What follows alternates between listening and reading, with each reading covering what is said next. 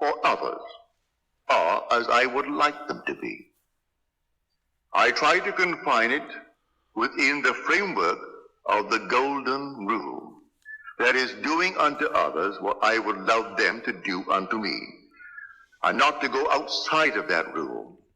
It's such an easy thing to practice. Would I like the goods that I ask of them? Yes. Like it for myself, all right, and ask it for them. Bring them before your mind's eye, and dare to assume that what you are seeing in your mind's eye is true. Now, there is a definite technique to it, a simple technique. If I can share with you what I do, and it works, I bring them into my mind's eye, and I work myself up into an emotional state. It's like a peculiar rhythm. I breathe in and breathe out and breathe in and breathe out, and suddenly I reach a certain point, and then one deep inhalation as though I'm setting it up in a time exposure before my own mind. I set it up, and all of a sudden I have a deep inhalation, and every pore of my being explodes. And then I do nothing beyond that. It's taking that scene and setting it up in a time explosion before the eternal event. And then I explode it, and then let life develop it. And life develops it. And then I get the call, or I get the wire, or I get a letter confirming that which I did. And I do nothing to make it so. I simply believe implicitly in Jesus Christ, but I have found him. I have found him as my own wonderful human imagination. I believe that all things are possible to him. He has ways and means that the mortal mind knows not of. So I do not care if I do not see clearly how it could possibly be. It makes no difference to me. I simply bring it to my mind's eye what I want to see it clearly, explode it, and then let it be. Now, it could be tomorrow. It could be a month. It could be even years. I am not concerned. I have done it, and that's all that matters as far as I am concerned.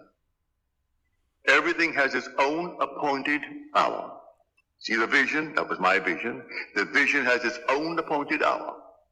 It ripens. It will flower. If it be long, wait. It is sure, and it will not be late. A little chicken, 21 days. A man, 9 months. A horse, 12 months. A little lamb, 5 months. And there's a time interval between that impregnation and the actual embodiment of that state. And I do not know the time intervals. I only know that all I do it. And if that time interval is a day, well, it's a day. If it's going to be a month, let it be a month. I do not know the time intervals between my vision of you being the one that you want to be and you becoming that which I have assumed that you are. I do not know the time interval. But there are time intervals between the impregnation and the birth of that impregnation. But I tell you, it works. So I do not need to ask anyone or turn to anyone. Not that I am not saying to you, turn to me. If you have confidence that I can use a law that you are not yet aware of or feel that you cannot quite master it, I invite you to turn to me. Cost you nothing. I charge not one nickel for it.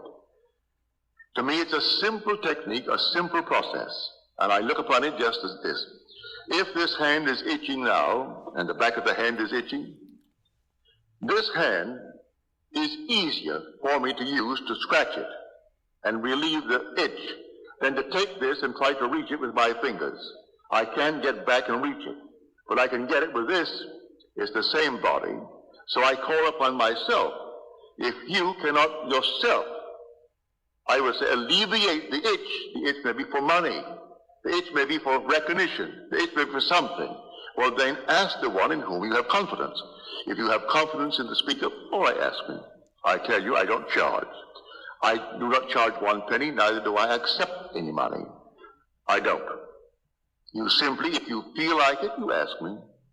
And I will, to the best of my ability, simply feel within myself that things are as you desire them to be, providing it comes within the code of what I call my ethical code, that it is not at the expense of another aspect of my being. Don't ask me to hurt anyone in this world, because I could not. I would not ask anyone to be hurt. But if you want recognition in this world, you want money in this world, you want comfort in this world, I see nothing wrong in that, because these things I would want for myself. So I put them within the frame of the golden rule and ask for them. It's a simple, simple technique.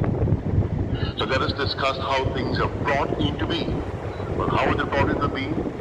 By your own wonderful imaginal acts. That's how they're brought into being. Because your imagination is God. Your imagining, that is God in action. Do you know what you would love for yourself and for your loved ones in this world? Assume that you have it. And that assumption, though at the moment, is denied by your senses, denied by reason, if you persist in it because you believe in Him, it will harden into fact. And no power in the world can stop it. It can't stop it. But I can tell you the interval of time between your assumption and its hardening into fact. But I promise you from experience, it will harden into fact. But do it in love. I tell you, whenever you are in doubt, do the loving thing, and you've done the right thing. If ever in doubt, ask a very simple question. Would I like it done to me? If you can answer in the affirmative, then do it.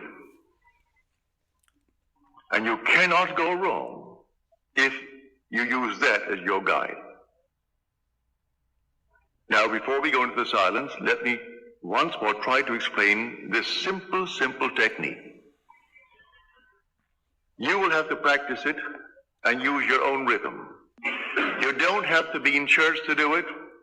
You can be sitting here tonight. You can be at home listening to nice music. You can be simply relaxing with a drink. It doesn't matter what you're doing and where you are, but want to do it. Get into a lovely, quiet, relaxed frame. No so-called holy attitude. Forget that. You're holy when you're in love. God is love. So you would love it for someone else. That is all that you need. That mood. Wouldn't it be wonderful if she actually had it? If he had it? If they had it? Also, you know exactly what you want now.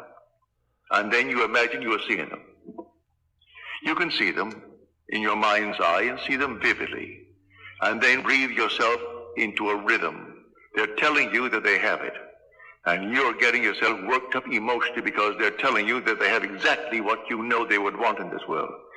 And then you reach a certain point and you explode. Something actually goes out of you. It's power. You work yourself up into a certain emotional state and then suddenly you explode. And you feel everything go out. And you cannot repeat it. There's no desire to repeat it. It was an actual psychic, sexual act. But there's no physical act. There is no evidence of any physical act. But it's the same thrill that you would were it a physical act. Work yourself right up into that state and then let it go. And do not raise one finger to make it so, any more than you would after impregnation. What can you do after pregnancy is taking place? Nothing. Leave it alone and let it take place in its own good time. Now let us go into the silence.